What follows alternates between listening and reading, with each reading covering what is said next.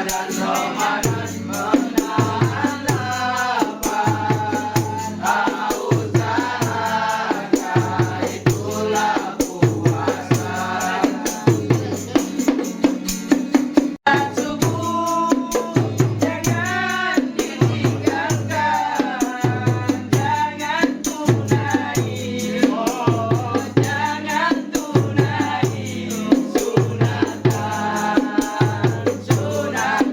sahur. Terima kasih sudah nonton. Jangan lupa like, subscribe, dan share ya.